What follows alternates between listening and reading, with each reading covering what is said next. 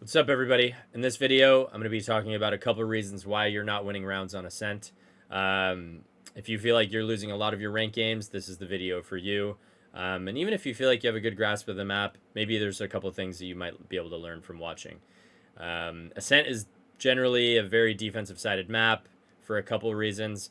One of the main ones is this is kind of Jet's playground, so if a Jet gets an operator, they can really get going on this map, especially in ranked, because you're running a lot of Reyna, Jet, and instead of running a KO, right? So the KO really helps with getting information and understanding where the Jet is.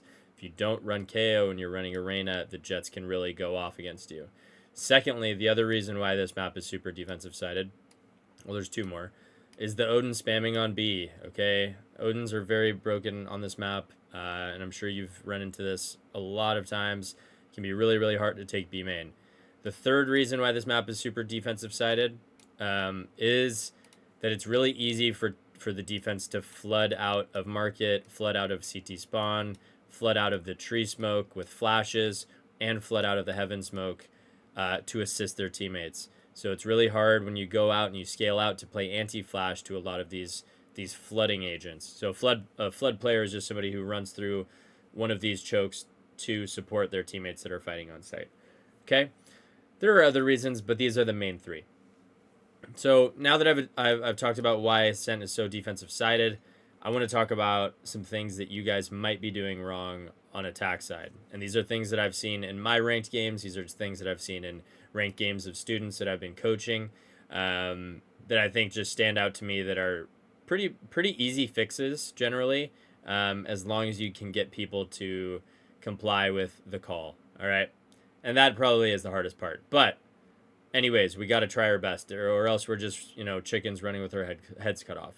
Number one mistake I see on attack side Ascent is just so much A B, or sorry, B,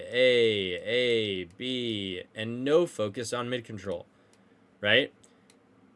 Now, the execs out of the site can be good, guys, but if you do them at the same pace every single round, if every round you're going with a Reyna Lear at the start of the round in A main or in B main, or an Omen Flash B main, or an Omen Flash A main, it's really, really easy for teams to counter Util you.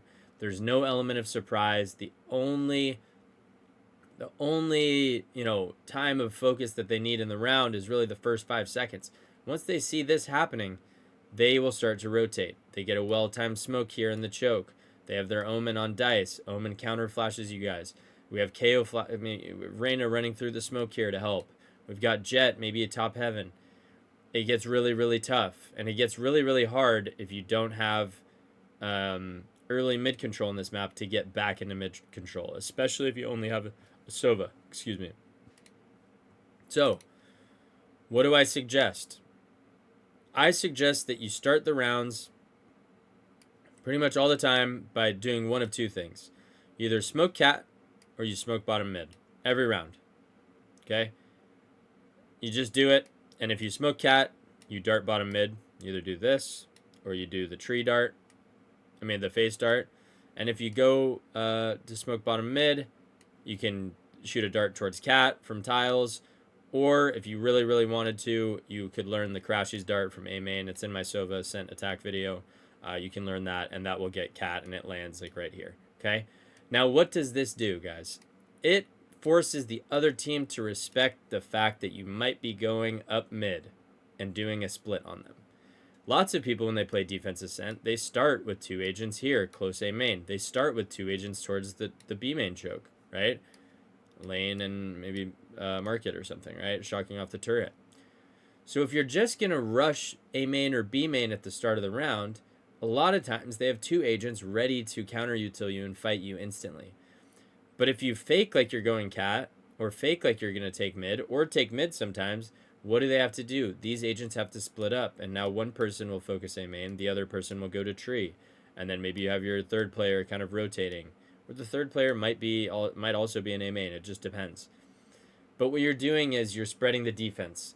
You're making them respect the fact that you could be somewhere. And really, that's the important thing, guys.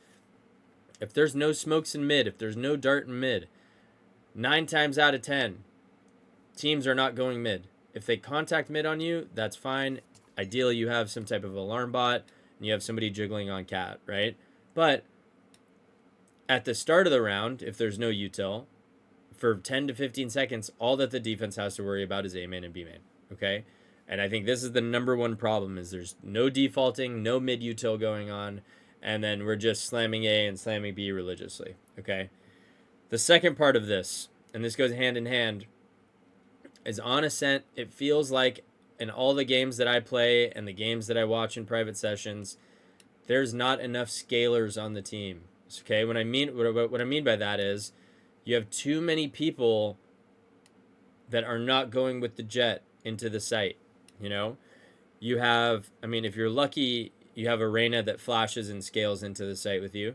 Oftentimes, the Reyna's lurking cat, lurking tiles, doing their own thing. But a lot of the times, you'll have like a Killjoy, like throwing a molly or something, like a molly lineup. You have Sova on drone, and Jet dashes out. And once Jet dashes out, there's not anybody really following the Jet up in a lot of situations. Now, ideally, Reyna would run with, but a lot of the times you're getting counter utiled as the Jet dashes out. There might be Killjoy mollies, there might be an Omen blind. It just depends. It's really, really hard.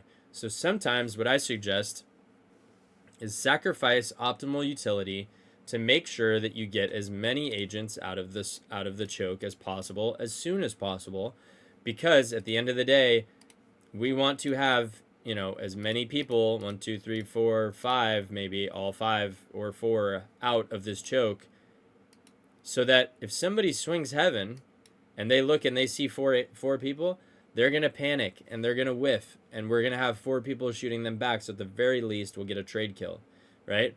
But if you have one person running out and then a second person coming out, and you have one guy on drone, and you have your KO throwing flashes from deep, and you got your Killjoy throwing molly lineups from here, and your Sova's droning from here on drone, so he can't move.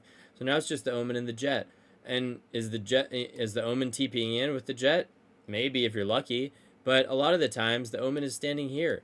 So it's all on the Jet to get into the site with all the utility. I think it's really, really hard and really important. It's really, really hard to be successful when you only have one person scaling into the site. You need to have more people coming out of the choke as soon as the Jet dashes out. Otherwise, it gets really, really hard. Okay, guys? The third reason, and this should be a relatively short video, guys. I can go more in depth on certain topics if you guys like. The third reason is that there's no anti-flood utility being thrown a lot of the time. Okay? Now, I know I just talked about making sure that you have enough scalers, but there are ways to scale on this map when you're coming out of main and coming out up cat and market, and still be able to throw anti-flood mollies, okay, or anti-flood utility. Like KO, for example. When KO or Killjoy run B, there's like a little giraffe on the wall here. Through the window, you just chuck your molly at the giraffe, and it just lands here. This makes sure that nobody runs through the market smoke. I know you guys have all died to a Jet or a Reyna or whoever running through this market smoke and shooting in the back of the head while you're trying to go lane. It's one of the most frustrating things in the game on this map. And so how can you avoid that? You can start throwing these anti-flood mollies. You can start throwing this. You can start throwing on the run. You can throw a spawn molly when you get here. This will help you take the site, and you'll instantly win rounds, way more rounds, regardless of what elo you're playing in if you start doing this, okay? On A site, can we throw a heaven molly to anti-flood, right? If maybe when we're running out, can we throw a molly into the smoke, right? If we're not met with any resistance. These are good ways to make sure that people aren't running through the smoke on us. It's a good way for us to secure the site.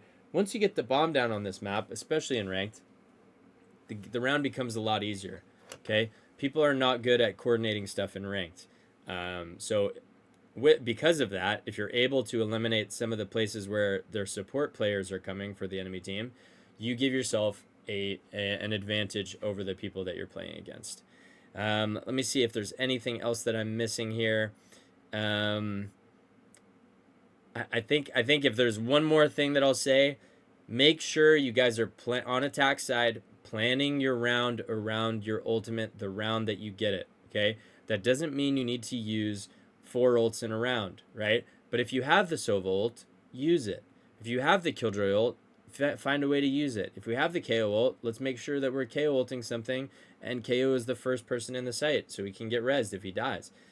These things are all very important. I see so many people in my private sessions holding their Sova ult for 5 or 6 rounds when they could have already had it back. The way that I think about ultimates in this game, guys, is contrary to a lot of things in life. It's actually quantity over quality when it comes to these ults in this game. You want a larger quantity of ults used in a half versus higher quality of ults. Okay? Now I want to make one thing clear. That doesn't mean that you should just be shooting your ult into the sky for fun. You need to try to get a little bit of value with the ult. Even tagging somebody for 80 with the Sova ult, but in doing so, guaranteeing your teammates an uncontested site is beneficial and will help you win rounds. And when you win rounds on attack, they are worth way more than any other map in this game on Ascent, okay? Anyways, thank you guys so much for watching. Thank you for all the subs. Thank you for the likes. I really appreciate it. Also, thank you so much for all the messages, whether it's in the comments or even just hitting me up for private coaching. It really helps me, first of all, survive living in San Francisco. And yeah, it helps me continue pushing out content. So looking forward to continuing the grind. And I thank you guys so much for watching. I'm going to be doing a second part of this video as well, probably tomorrow, where I talk about defense. But yeah, hopefully you guys like this kind of stuff. Let me know what you think, and let me know if you have a suggestion for the next map that you want me to cover after Ascent. Have a good one. Bye.